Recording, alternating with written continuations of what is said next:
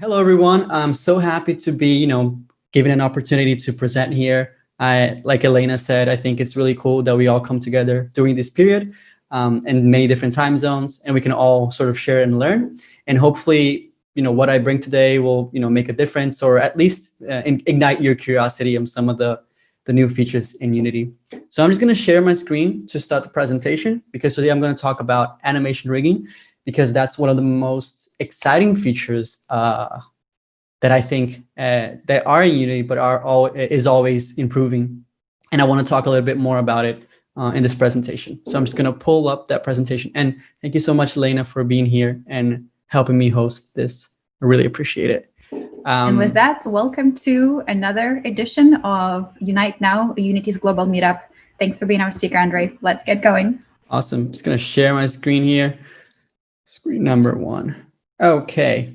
So hopefully everyone's seeing my screen and everything's working perfectly. So just a quick presentation. I'm Andre. I'm a content developer at Unity. So I'm responsible for creating a lot of demos and teaching material in our YouTube channel or webinars as like this one.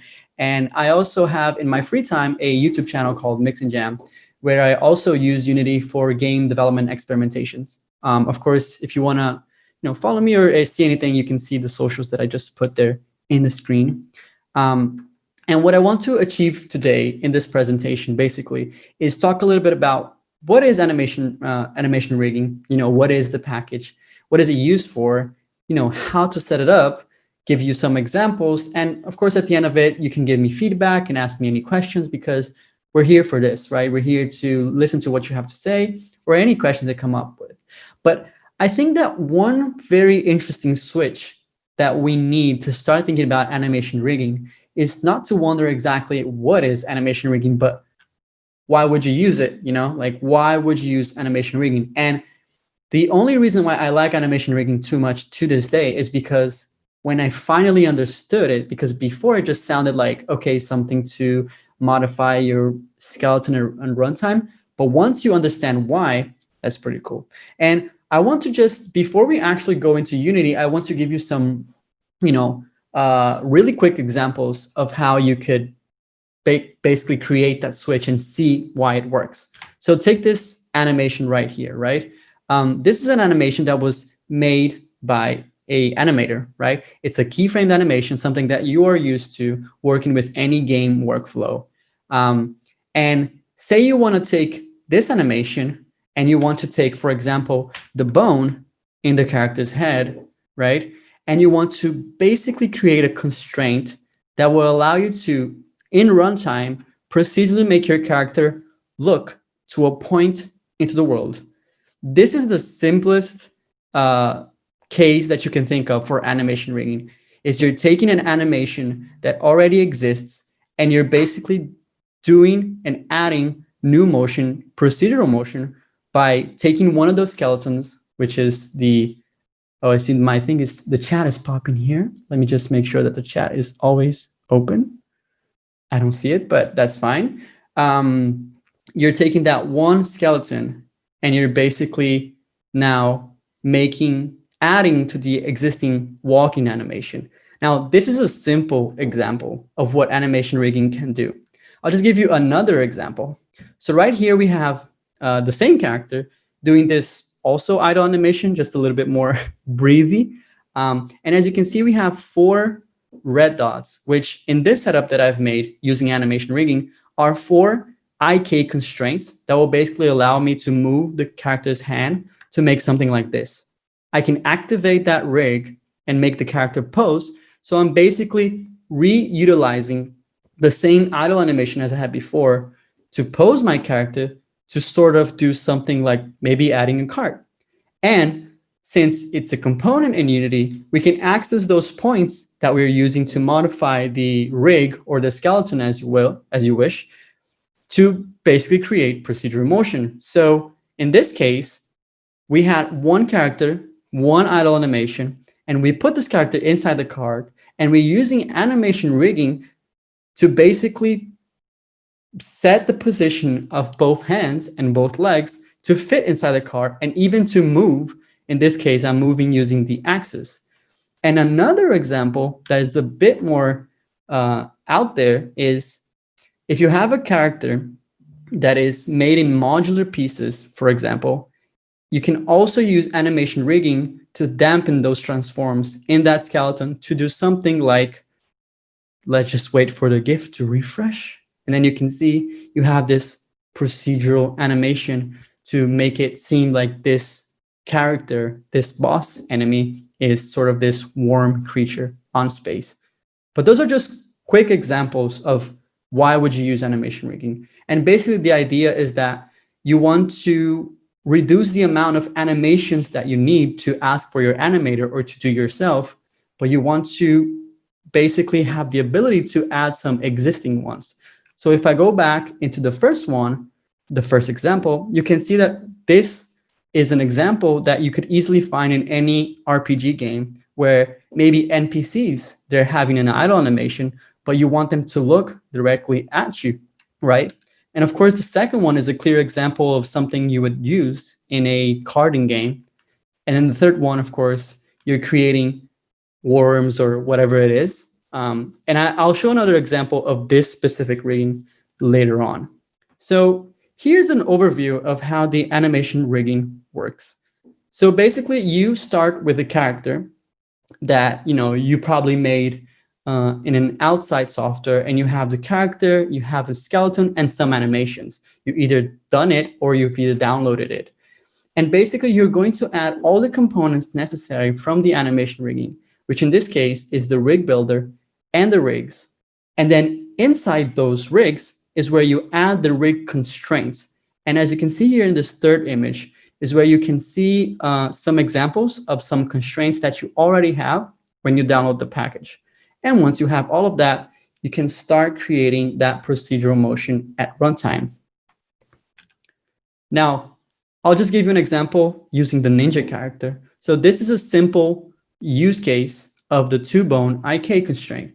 The two-bone IK constraint, you can basically control a three-part skeleton structure with one target. And as you can see in this little video, that the character has an idle animation, normal idle animation, but I'm making the character move. So you could use the two-bone IK constraint for things like, for example, you wanted the character to maybe put the hand on top of the desk, but you want the character to put the hand on top of the desk on a specific part in each part of your game. So say, for instance, your character has an idle animation, and then you have, a cup of tea, and then you have maybe like some pencils over here, and you want the character to hover over as you select those objects. You could use the two-bone IK constraint. And there are many other examples that we can go through. And if you want to use the chat to ask some other constraints and other examples, I can show you how they work. And another example of the dampen transform that I mentioned before is I've done this on my YouTube channel.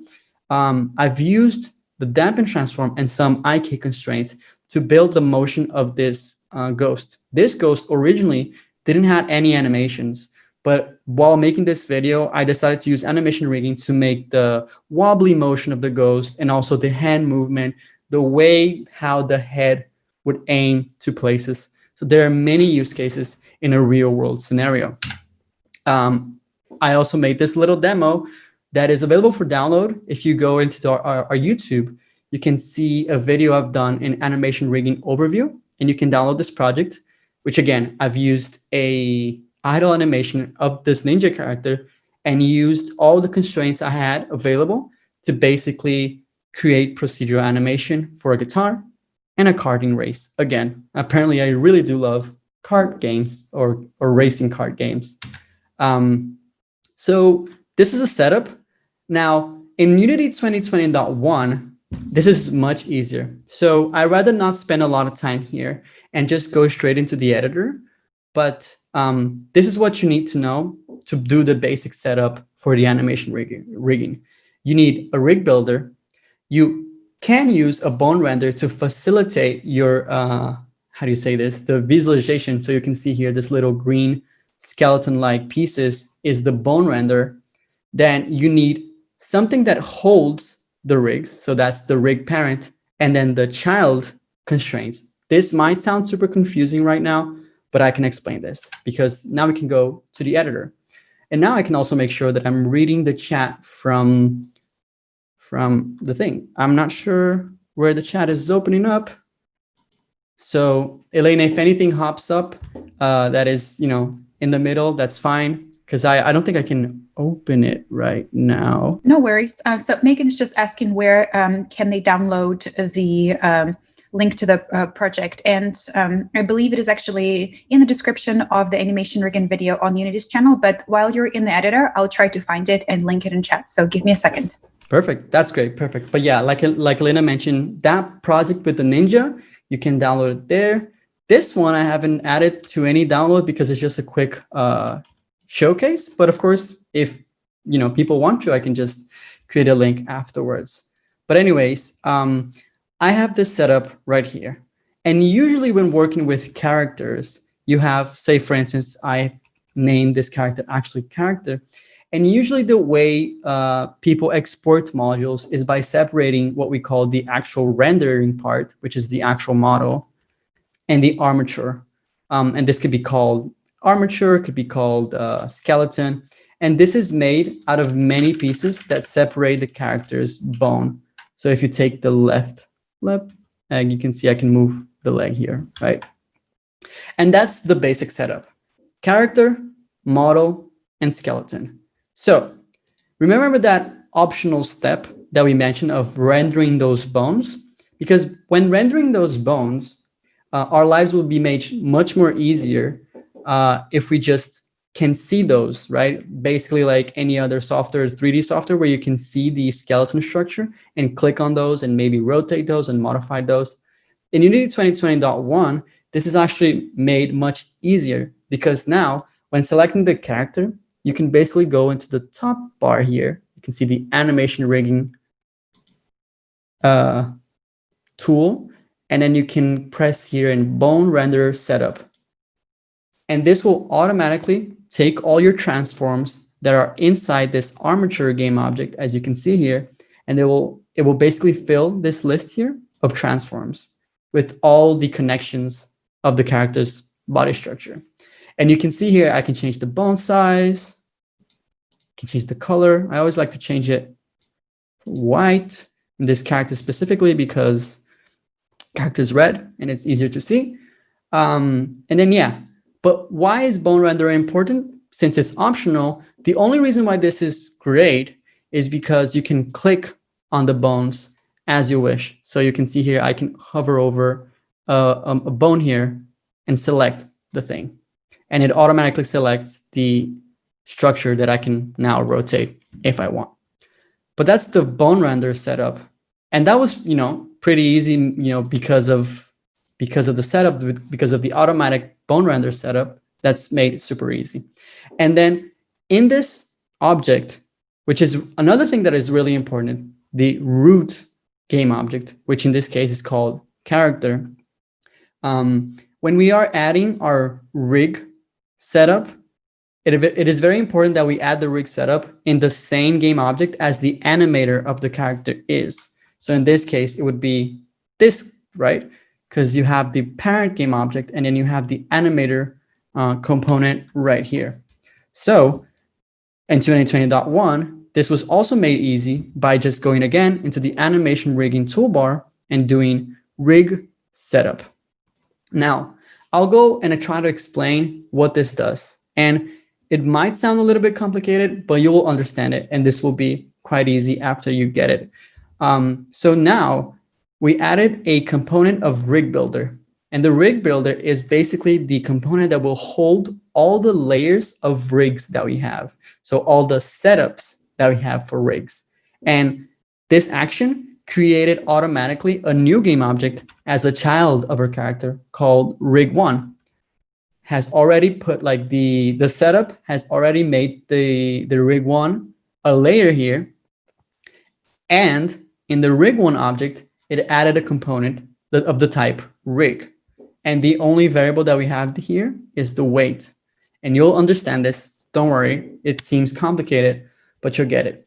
But now that we have everything set up, in this rig game object here is where we're going to add new game objects as childs to set what are the constraints that we're going to use. So I like to start by doing the most simple scenario, which is the first example I gave, the looking around, right? So let's just do that. And as I mentioned, for this, we need to create new childs of this game object. So I'm just going to right click this and create an empty game object. And in this empty game object, let's call it head aim, right? And then we need to add a component, and you can basically navigate if you want to animation rigging, and you can see all the types of constraints. And this is the multi-aim constraint, which is the one I want to use to make the character's head look while overriding the character's idle animation. So I'm just going to click on here. And you can see now that basically this component asks, hey, what is the constraint object? So what is the skeleton part? What is the skeleton object that we are modifying based on the source object, which you can see right here. If I expand this little list here, it goes, okay, so what is the transform that you're using to set the aiming orientation of that bone? So we want to modify the head bone. Now, if I click on this bone, you know that the inspector is going to disappear, right? But a cool trick for this is just make sure you lock your inspector on that new game object that we made. Let's click on the head bone and just drag it here into the transform. Okay, so the head bone is the object that is constrained. Let's just collapse this so it's more organized. Now, what is the source object? Now, what do we want it to look at since this is a multi-aim constraint? We still don't have one, so we can just create one. And a good practice is just creating a new game object as a child of that constraint. This will just be easier to understand and to set up later on. So I'm just going to create a new empty game object here. Let me make sure to unlock and call it target. Now, target is an object right here that it was created in the 0, 0, in the center of the world. Now, I can put this object in front of the character because this will be the object the character will look at, right? And when working with animation rigging, a little pop-up window will show up here that will allow you to add a effector. So once we click on that plus sign here, you can see that it creates a new gizmo that is also selectable in the scene view. And basically now, this will allow us to always just see where it is, click and interact with the object, similar to what the bone renderer does. Okay, now we have a target. So we just need to go back into that heading constraint game object and add this as a source object. And this is basically the setup for the first example of the animation rigging constraint.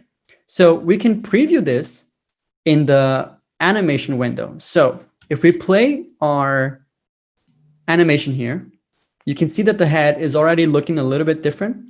And this is because now it's taking into consideration that constraint that we added. And now the character is looking around, which is pretty cool.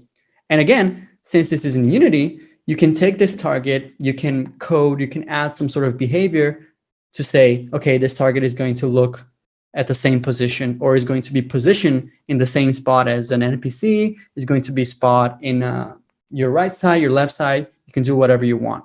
And basically the way to preview this is by using the animation, or you can just view it in play mode or even in timeline. So that's the first setup. Now there's another important thing that I want to show up that I skipped at the start, but right here, say we are making the character look pretty much to the left, I think. Yeah, that's the left. And so remember in the rig1 game object, I said, okay, the weight, don't think too much about it. But the weight is basically how much influence the constraints of this rig will affect the actual character skeleton. So if I turn down this, you'll see that it has less and less influence or more and more influence. So you can make some really cool things here, and I'll show you what I mean. I'm actually going to take the time to make this because I think this is a good example. So I'll just make a new constraint of the type multi-aim as well. but this will be the chest aim. Chest aim, then we can add a multi-aim constraint as well. Then we can say, hey, let's lock this inspector and get the spine. Yes, the spine object. Put it as the constraint object. And I also want it to look, let me just collapse this. And I also want it to look at the same target as the head.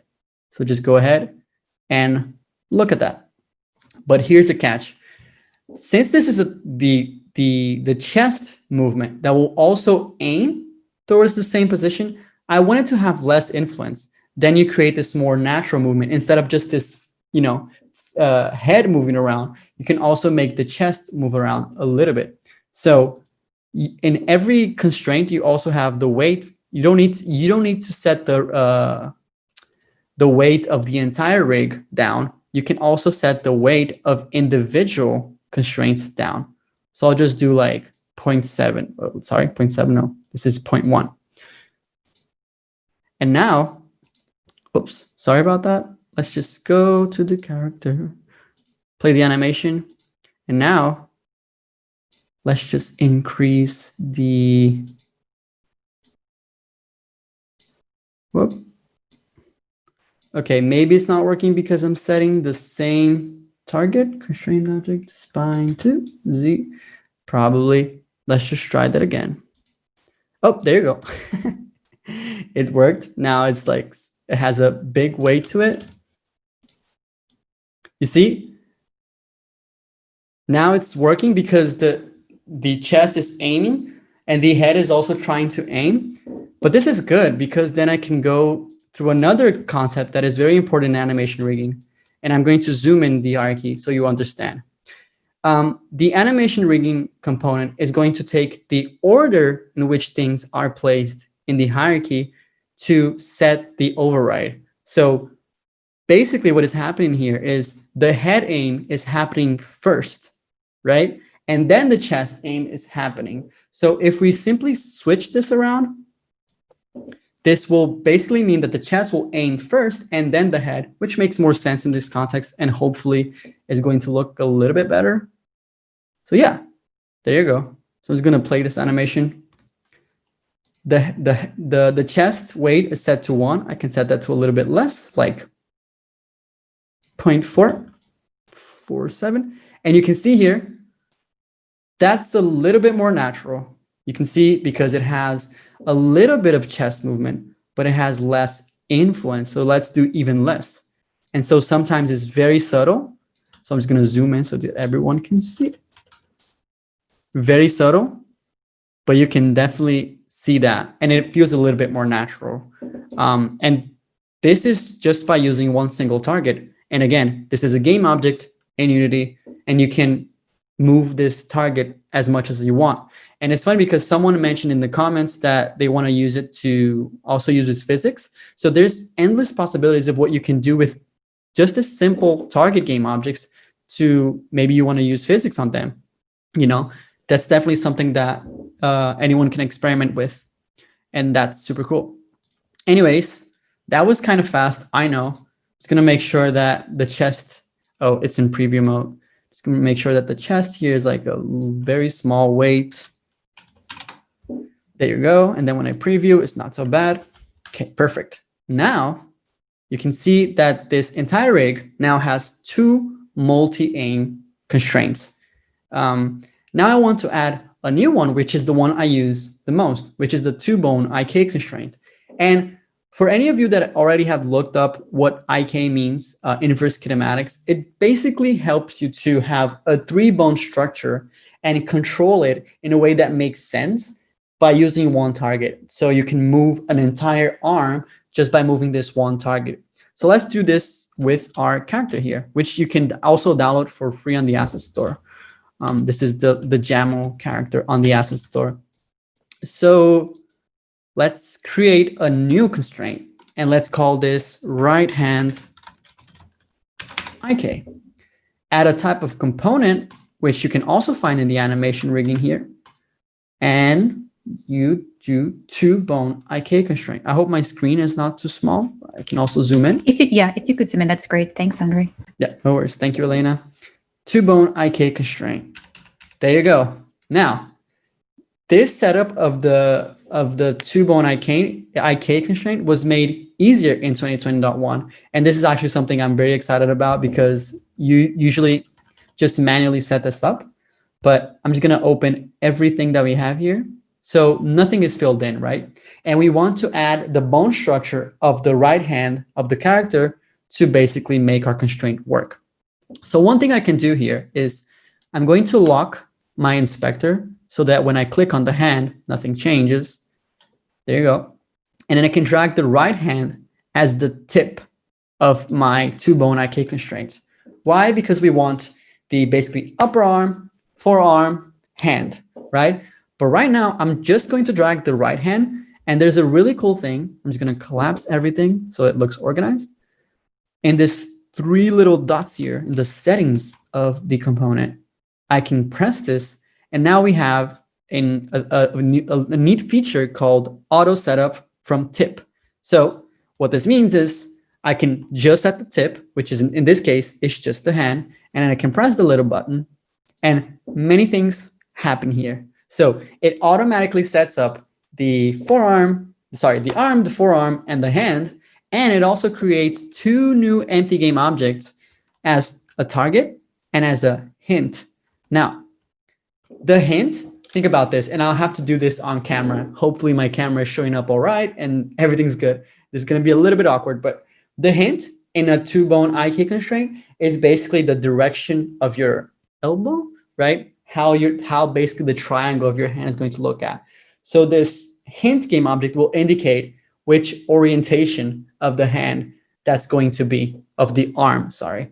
But the hint is not mandatory. So for now, for the sake of simplicity, I'm just going to get rid of it. And that's fine, it's missing, but we don't need that.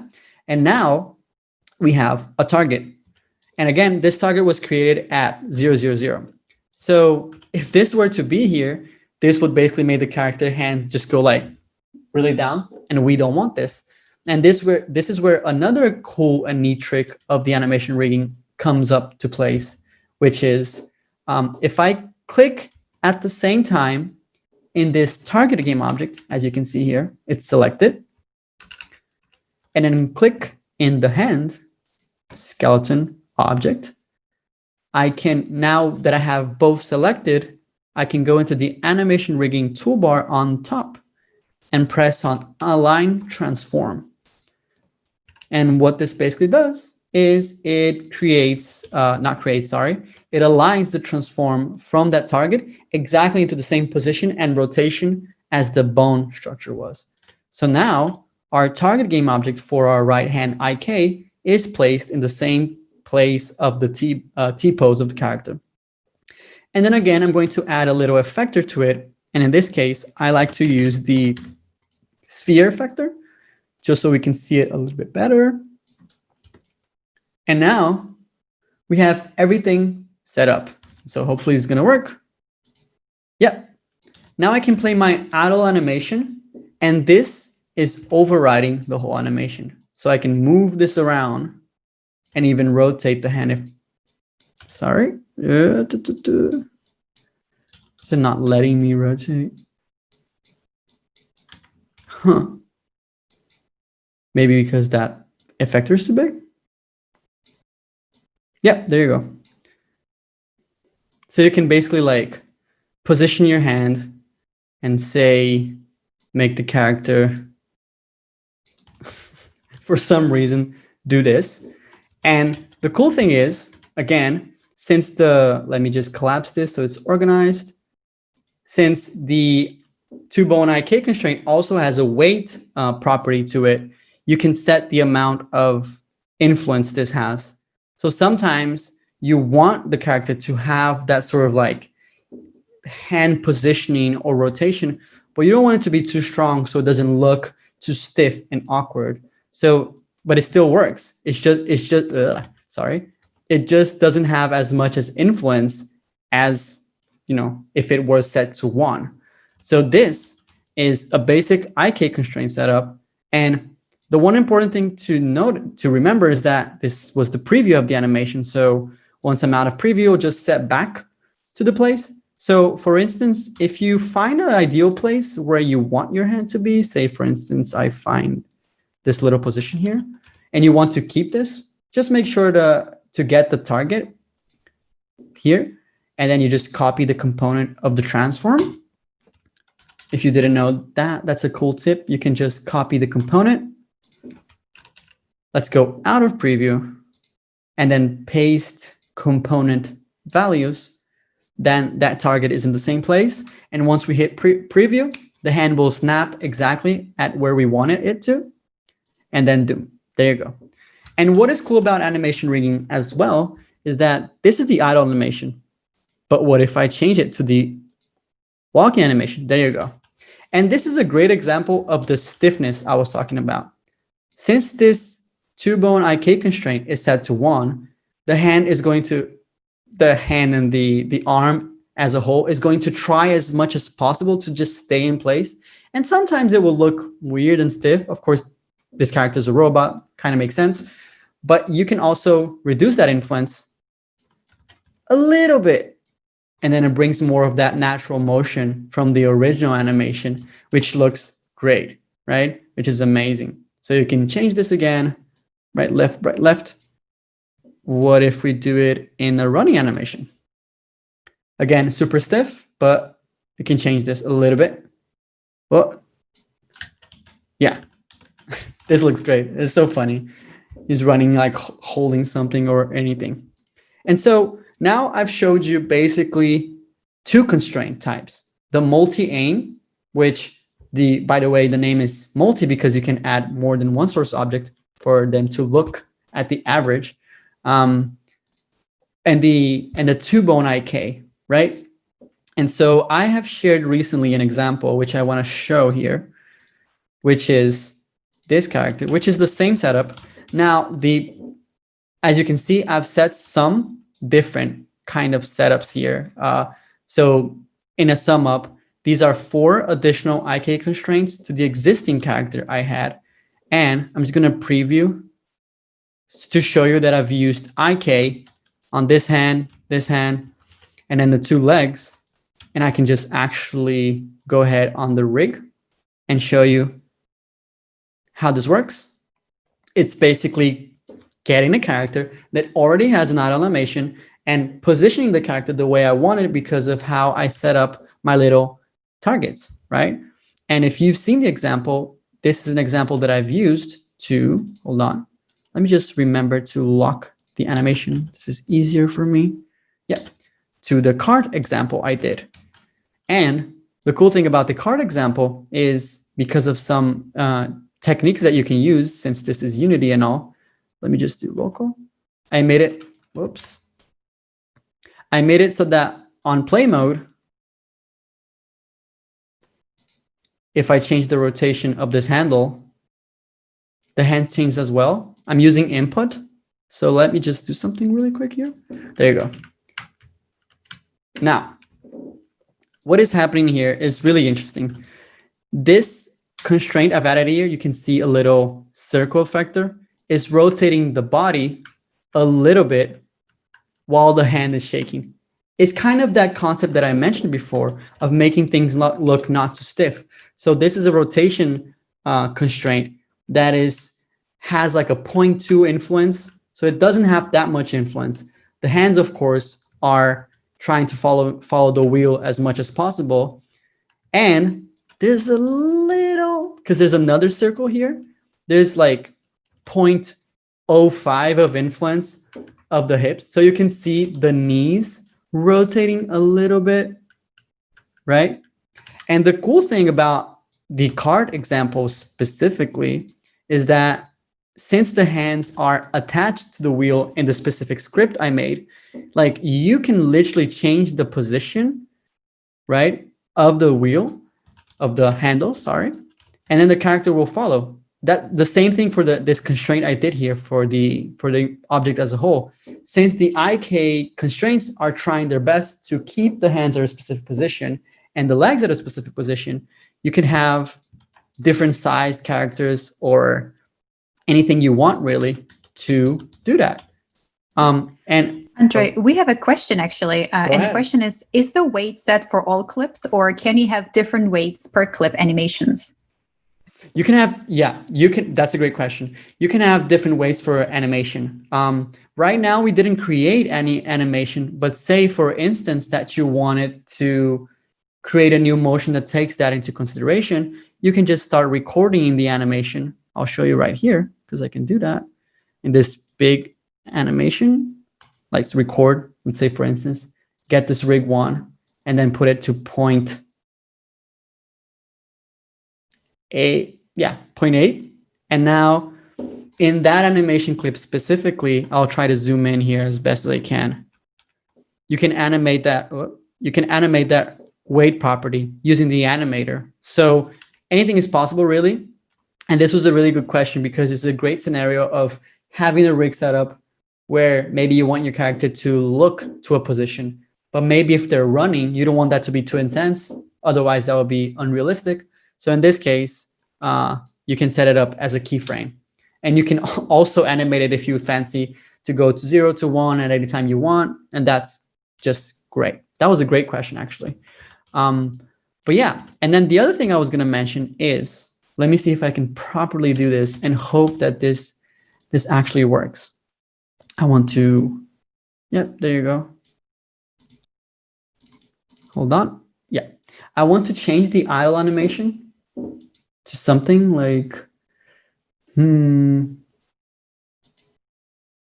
yeah, this is another idle animation, but since the constraints are there, it works, right? I want to go as crazy as put this. Oh, it's not changing the actual animation. Hold on. I thought it was. Hold on. Oh yeah, there you go. It is changing because this is an animation I had set up that is sort of a battle position. The character is like doing this. But since we have the constraints, the IKs and whatever, the character is trying its best to do that. So in an actual game production workflow, if you're working in the kart racing game, you can ask animators to, okay, now let's just make the character in animation where he's sitting down and he's doing like different motions of celebration, or he's sad or whatever, right? So that basically you don't need to ask the animator to be like, hey, now let's make an animation for every variation of the hand to do blend trees or whatever, because you could just create targets, unique targets, and put those in the handle. Now, another thing that is very common in kart racing games is, say you get an item, right? And this, you play this in many games, is where you get an item in the game, and then the character has to hold that item like this. This is also possible, right? Because and because of the IK targets, I'll show you this because I've actually set this up. You see the second rig I've created, and I'll go a little bit more in detail, but I've created a second rig with just another setup for an IK. And important, this is another layer of the rig that we have set up. This is also taking into consideration the order. So since this is the second rig, it's going to override the first constraint. So you can see here that the weight is 0. But if I set this weight to something like 1, which is exactly this green little gizmo I made here, the character is now holding the thing. And I can still do the motion that I was doing, but that constraint is trying to override specifically that motion. Of course, super stiff right now because the influence is 1. We can change that to a little bit less. Now the character is sort of rotating the wheel. Sorry, not the wheel. Well, I mean, they're also rotating the wheel, but they're rotating the handle. And you can see that the hand is there and it's also incorporating a little bit of that original motion.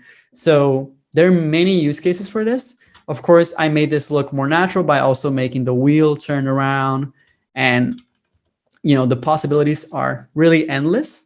And if you have any questions of what are other things that I can do, if I go here into the package manager of animation rigging, you can see that we have the samples here, which I've already imported into my project. And these are great. Seriously, the team behind animation rigging as a whole, they're great people. I have a tons of fun talking about this feature because I'm so excited about it. But you can download these samples, and these samples will show you exactly what's the power of each constraint. And the one I was mentioning before actually has a pretty cool example. Should I save this? No, it's fine. This is the one I mentioned. Hold up. Yeah. The dampen constraint that I mentioned at the start of the presentation, that basically dampens position and rotation of this whole hierarchy of objects. And this is not actually like a character that was rigged in any other software. This is just a bunch of cubes set up in a hierarchy. Let me just show you that for a second. You see here root, model, and rig, which is the new object that we created to add the rig. But this is the root. You can see that these are just objects. If I change this pivot, right, it changes everything. If I change this pivot, it changes everything. And specifically this constraint, you can see there are many damps here, but it's basically these damp setups are doing like, hey, head, you control the first part of the body. First part of the body, you control the second part of the body, and so on. And so you can make really cool stuff like this. And at the start of the presentation, I actually showed you an example that we did this recently with a warm space creature, which of course is a little bit more of a realistic scenario. So that's really exciting to get, to present this sort of power and feature like this. But of course, there are many other constraints. And let's go again to the simple one, which is the aiming one. That has a really cool example. I always like showing this, which is the character's little head looking at this little gizmo object, but also this little shooting thing on the side and the shoulder. And IK is being used here to actually create the animation. And this is the cool thing, of course. You don't need to animate the character, because personally, I think that animation rigging, where it shines is where you have an existing animation and you add to it. But if you want to animate a character entirely using animation rigging, you can. So in this example, this is exactly what happened. You have the aiming constraint, the multi-aim constraint, have to rotate the cube here and also the little shooter. And then you have IK and position constraints and all these different constraints that we have available to actually animate the character. Can I actually see the animation? There you go. And as you can see, let me just go out of preview, so out of play mode, sorry. And you can see that in terms of keyframes, when you use just IK constraints, maybe position constraints and multi-aim constraints, this reduces the amount of keyframes like a lot, as you can see here, compared to the existing idle animation that I was using for other character. You can see that this is just the idle, for example, and it's just rotating some stuff. Maybe walk here has a little bit more, but not too many, because this is someone that took those targets, right, from the constraints and just decided to keyframe them. Because you can either keyframe them, or you can also use them, modify the position of those via code. Really, whatever you want. This is why animation rigging is so great, because it's a great tool for not only programmers, but also artists, if they want to see, create a procedural animation for something that they already animated before, but they want to add that little extra thingy, they can do so really fast and really quick, as I just showed you. But yeah, those are the samples that we have. There are many samples, as you can see here: two bone, aim, blend, chain, and we don't have time to cover all of those. And I, of course, don't want to take a lot of the time, because I just want to be able to present this, get you excited a little bit about it. Also have some ideas on how you could use this. But yeah, with that out of the way, I would love to get some questions from you that I can hopefully answer or point you to the right direction, and just some general feedback, because we're always looking for feedback, right? We're creating this tool, which I particularly think that is super exciting. But we always want people to try it out, to tell us, hey, you should change this, or maybe this is better, or this could be even better if you do this. But yeah, let's just create some space here, a little bit of time. I know I went through a lot of information super fast, and I know Elena is already showing up. Yeah, just some Q&A in that time, and I'll stop sharing my screen, I think, or no, I won't stop sharing my screen. I'll just pull the questions here aside, and let's. Excellent. There you go. So, how to learn more about this? So, many ways. Thank you for your question, Osama. Would like to answer this question live. Okay. So the way you can learn more about this is we have some official Unity videos on our YouTube channel showing how to set it up, or even some examples of actual game scenarios that you can use this. So YouTube, great resource. And then the second resource we also have courses in Unity Learn that goes over how to set it up. If you're more of an article person, then you can probably go to the Unity Learn course to learn a little bit more about it. And speaking of that course, I will share it. I shared it earlier. A few other folks asked for maybe something more beginner. So Osama, I will put it again in chat to Andre's point. There are great resources available on Learn where you can identify whether you're coming in and you're a beginner, or if you maybe have a little bit more experience already. So give me a second and I'll put the link in chat. Yeah, I can see people are asking questions in the chat. I hope that's okay. I think that's okay, right? Okay. So let's see. That message kind of type of, are the car's dashboard screens also able to be rigged to run in the game? I think that's really up for how you set up your asset, right? If it has a hierarchy, because you don't even need it to have what we call a skin mesh. It could also just be a bunch of transforms. And if you want to use animation rigging to set that up, if there's any constraint that will help you achieve what you want, then absolutely, you can use animation rigging for that. New user here, Aka says, I simply would like to know if demos are available for download so I can have a look when giving animation rigging a try. I would say personally that the best demo that you can download for this is the actual samples that I showed you at the very end on the package manager. You can go ahead and import the samples into your project, and that's the best one. But you also have the ones that we have in the YouTube videos. So in the overview and the Archer aim look at, you can also download that. And if you want to take a look into the dampen constraint, there's also the latest video in the prototype series, which you use a dampen constraint to animate the little boss character. Okay, lots of questions. Thank you so much, everyone, for the questions. There's many questions. Hold on, I need to concentrate. So Bruno is asking, how is the workflow for making a weapon, for example, moving with the character's breath? Yeah, that is a great question, Bruno. So in order for make your character move with the character's breath, you could use what we call is a parent constraint. In animation rigging, we have a multi-parent constraint.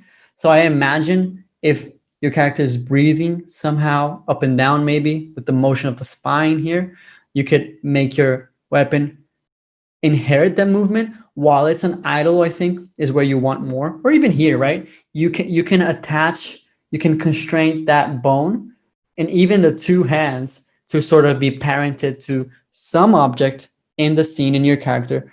And you can, of course, change the influence to go up and down if you want. So you could, have that gun, in this case, move around. But great question. Thank you. Okay. Okay, now I'm going to the Q&A because I see questions there. What do you personally suggest? Ziggy asks. Use animation rigging to set up the basic animation, or still do it the old-fashioned way. So this is my personal suggestion, of course, like you said, but I think that if you're working with animators anyway, it's always great to have them work on their craft in the way they prefer, right? They can use whatever they want to make the animations. And once you bring those into Unity, I think where animation really shines is when you take that beautiful animation made by someone that understands how to do, all those animation principles, and you take that and you give a little bit more of possibilities, making your head maybe move around, or just making the hand move, adding that little extra motion to it. So in my personal opinion, I think it really depends on the scenario. Sometimes you might just want to animate your character entirely procedurally. Like if you want to make like a wobbly thing, like the little ghost I showed you at the start of the presentation, you can use it. Basically depends on your application. But yeah. And Paul is asking, with the damp example, would using Cinemachine to move a target for the snake to follow be a valid method? Yes, and actually in the video of the prototype series, that's exactly what we did. We had in the prototype series video, what we basically did was we prototyped a a big worm enemy coming out of the ground and coming in. And the worm itself was made of pieces. Actually, let's just go back into that, shall we? And I love when you get really, really excited. Yes. Actually, and so this worm, right, that we did use the dampen constraint, I'm just rotating one single object, then the whole thing is happening, which means that I can take that one single object and put it into a Cinemachine track, which is what we did in the video. And I can actually just pull that up really quick. Hold on. Really quick, I promise. There you go. There you go. And we're using a Cinemachine track to, yeah, can you see the Cinemachine track right there? The little green gizmo. That's what we're using. Yep, that's what we're using to, there you go, the position. And of course, this is just the scene view with no damping constraint applied to it. But when you actually preview it in the game area, I can actually, yeah, there you go. The boss is all like procedural and sort of spinning around and being damped around. This was a really cool project to make. So if you have some time, please check it out. It was a great project to work with. Yeah, let me just go back into my original slide, feedback and Q&A. Bruno is also asking, how is the workflow for making a weapon? Oh, I answered that. Great. Thank you, Bruno, for using the Q&A. Mr. is asking, I think you mentioned the idea of having physics to animations. Adding physics to animations, could that work for some fighting game? Player A is in an idle animation, player B punches, player A animation is pushed by collision instead of changing to a punch animation. Absolutely. Of course, you would need to work things a little bit around because, when you're using physics that are non-deterministic, they might give unpredictable results. But if you can find a way to set it up in a way that won't lose control, you can definitely do that. Because that little target game object, say for instance, the simplest way I can see this working is you make a physics simulation and then you make that target follow the physics simulation with some simple script or behavior. And you could try it out. So please experiment with that. I would love to see that. That'd be super cool, especially in a fighting game, maybe a more wobbly or physicky fighting game. And if you do, please share with us on Twitter. We would love to see that kind of stuff. On Fridays, we like to go around on Twitter and see all the Made with Unity stuff. Is it Friday? Yeah, it is Friday.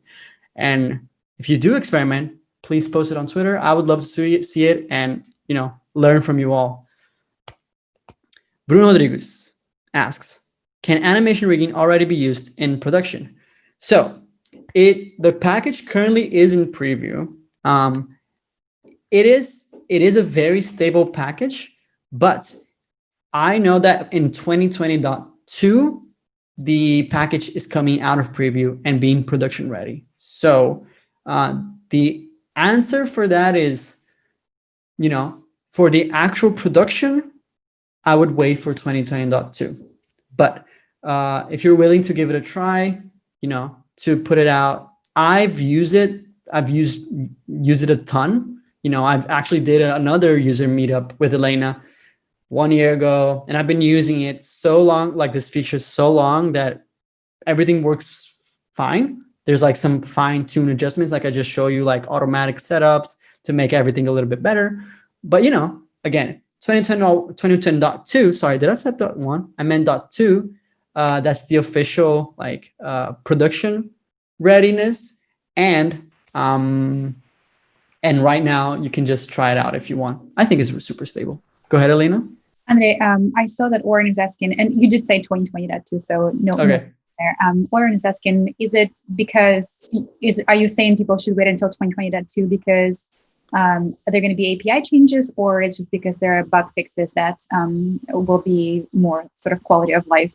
So I don't actually know how to answer that because I haven't found any bugs, but I cannot go ahead and say, oh, because of bugs. There are API changes, but probably there is some, fixing performance or anything. I cannot answer to that. Release notes, right? Sorry? I guess we'll see it in the release notes. Yeah, exactly. Exactly. Like I cannot answer for that, but that's actually a good thing to check, I think. But one recommendation I have is before you add this into your production game, maybe just try it out in an empty game object. Oh, empty game object, sorry. In an empty project or a game jam project, just try it out. I only started using this because I tried it out. I was like, I'm just going to try it out for this specific thing. And it was super cool. It was great. There are more questions.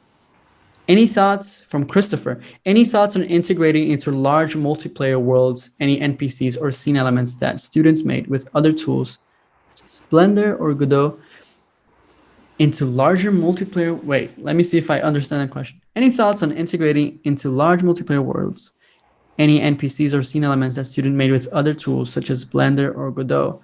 So if I understood the question correctly, and please let me know if I did, you're talking about integrating characters made outside of Unity into Unity.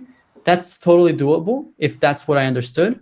So if you make a 3D asset in Blender, say, you can export it as a blend file, actually, because Unity does take blend files, or an FBX, or I'm forgetting the other names for the 3D extensions. But you can bring those characters into Unity for sure. Let me know if that was the actual question. And Christopher, maybe, do you mean will the Blender animations be preserved? Any animation done? Yeah.